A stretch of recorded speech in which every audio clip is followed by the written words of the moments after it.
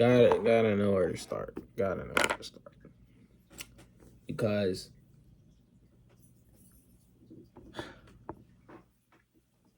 I'm not great at talking about movies I like.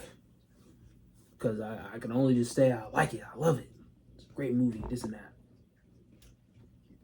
When it comes out of movies I don't like, I'm a great critic, amazing critic. When it comes down to talk about movies I don't like, ooh boy, I can dig into it, and we about to get into one right now. The movie's called The Perfect Match. It's a stupid movie, dumb movie. I'd rewatch it again, but the movie's stupid. It's dumb. Now I go by point what makes the movie so bad. First, one thing you can get past, you can get past certain things being bad in your movie, as long as you make up in certain areas.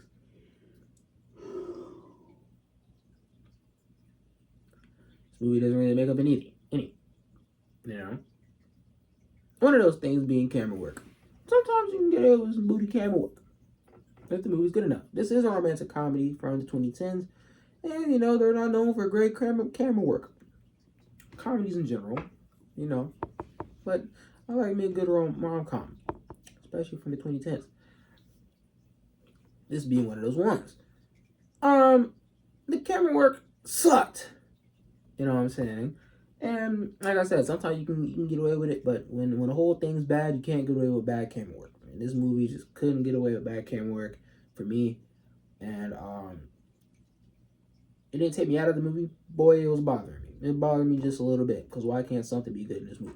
Camera work sucked. You know what I'm saying? It looked like a freaking State Farm ad. Freaking commercial. It felt like a commercial the whole movie. It was shot like a commercial. It was shot extremely flat. The lighting, very flat.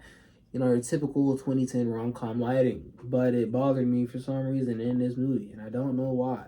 And it might be because the freaking camera work during the freaking coital interactions, the coitus scenes in this movie between, actually, let me go through the cast real quick, because you do have a mean cast of people. You do have, let me pull up the cast real quick.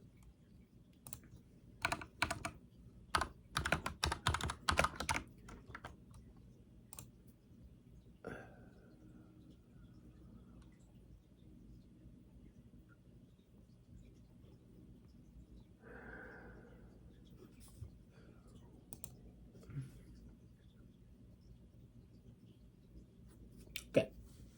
Yeah, your main character. His name is Charlie. He's played by Terrence J. You have his main love interest in the movie, played by Cassie Ventura, and you have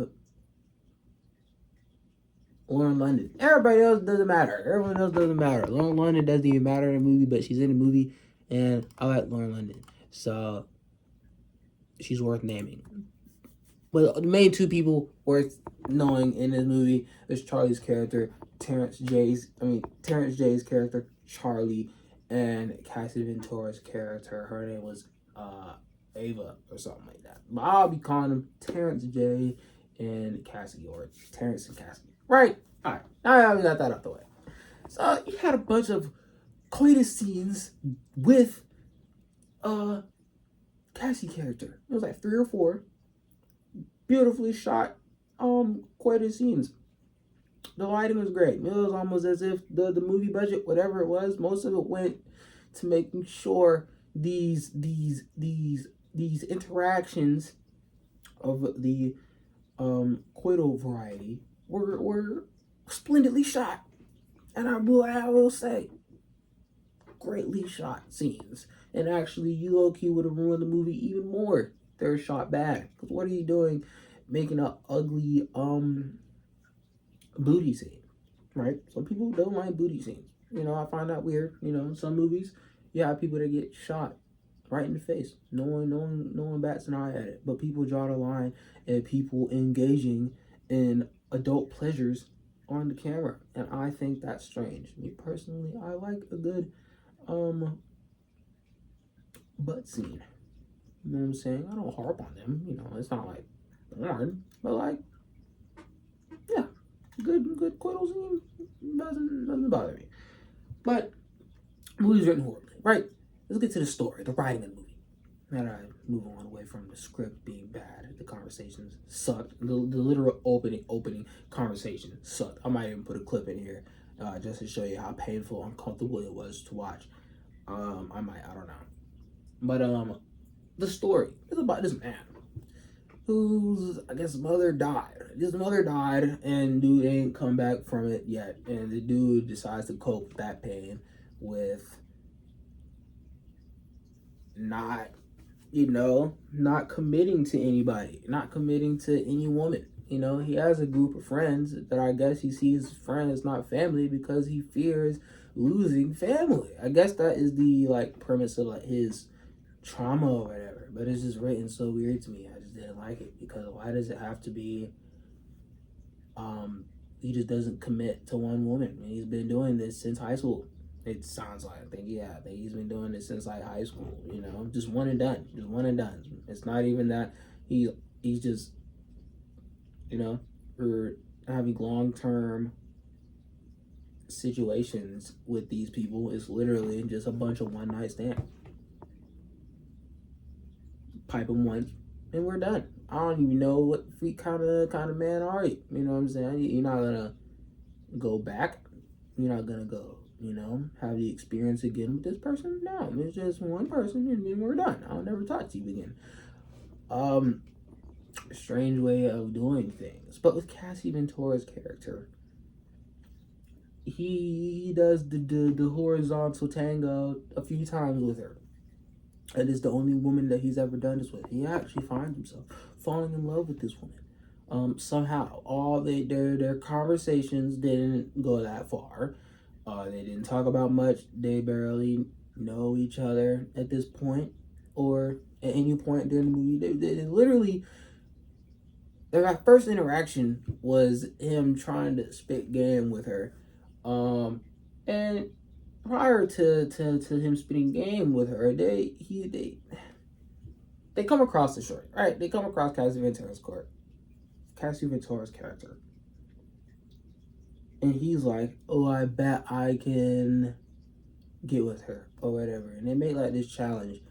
This is pretty much the premise of the movie as well. They make up this challenge that if he doesn't love this woman or doesn't fall in love with this woman, or something, they make a bet. I don't even remember, but the movie sucked. They made some kind of bet. But boom, right? He makes the bet with Cassie Ventura's character, or with his friends to try to get with the Cassie Ventura's character. For long term, she ended up hearing about it, and she actually calls him out on this action. Because when he first laid eyes on her, he was like, "Ooh, I could tear that ass up." And she heard this. When he goes to talk to her, she does call this out. And this doesn't run her away. She gets enticed by it. Yeah. And that's pretty much the most that they talk throughout the whole movie. There's not much talking. They go on multiple dates. She goes to his house. They don't even talk at his house. She just gets naked. And then they do what they do. They go on a date to his restaurant. Or something like that. I think it was a restaurant. They go to this restaurant. She hands the man her drawers. They go in the bathroom and they get it going. And all that, somehow he's falling in love. I'm not sure what they talked about for them to fall in love, because they surely didn't show it. But somehow he falls in love with this woman, and it turns out the woman is married. Getting married, engaged. Her excuse was that since men can run around, date whoever they want, or be with whoever they want, it should be fair that she can do the same. And to that I say, fine. But the problem is, you're married. Is your husband, fiance, I guess, is he aware of this? Is he running around in the streets messing? No. And this is actually the guy she's been with as well since high school. She's been with this man since high school. And since it was time for her to get married, she got quote unquote cold feet and went to go mess around with Mr. Terrence J character. Make no sense to me. That was a very weird thing to throw in there. French Montana was also a weird thing to throw in there. He's on the cover of the movie for whatever reason, as if he's a character we care about. The whole movie was freaking stupid. Along with their like relationship dynamic. Like I said, they fall in love off of straight coitus. He engages sexually with this woman a few times, and all of a sudden he's married. He's fallen in love with this woman. At the end of it all, she does get married to her husband that she's been cheating on with this man throughout the entirety of the movie. And yeah, they don't end up getting together. He ends up finding this other woman that he's spoken to in the beginning of the movie, and that's how the movie ends, pretty much.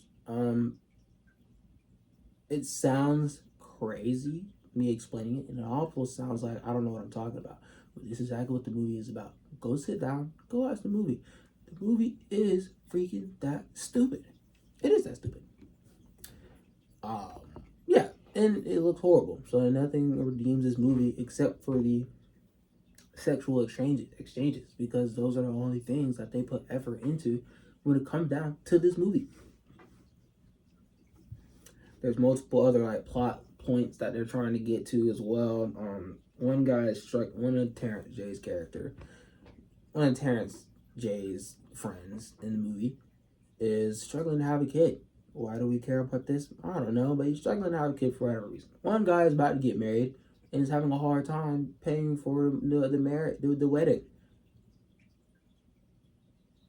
as well. I'm not sure why that matters. It's just thrown around. It's just thrown in the movie.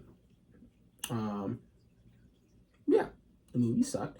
I could rewatch it. Crazy enough, I could rewatch it. I don't see myself rewatching it anytime soon, but I could rewatch the movie. But the movie was dumb, and whoever wrote the movie and directed the movie needs to have their, I don't know, directorial writing license taken. Something. Do something. Reprimand these people for making this movie. And this came out in 2016. I don't know how they got away with this. Who the freak? They must have seen the cast and be like, fine, you know what I'm saying? We don't need to write a good movie. Just have Cassie Ventura in it, have Terrence J in it, Lauren London in it, and who else? There's another three. Because I just watched the movie that she was in last night, and I thought the movie was freaking stupid. I might get to that one. Might talk about that movie.